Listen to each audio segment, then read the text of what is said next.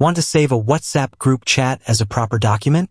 Here's the cleanest way, and the gotchas nobody warns you about.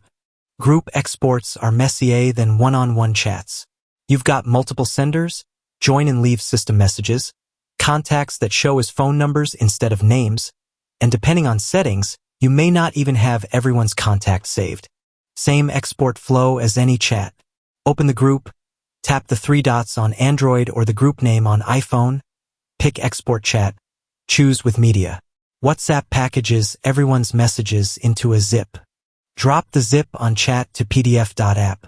The converter detects all senders and lays each one out distinctly. No account, no subscription. Pick WhatsApp Classic if you want it to look like the live group, or Clean Document if you're using it for records. Either way, every sender keeps their color-coded identity. And here's the result: the entire group conversation as a paginated PDF.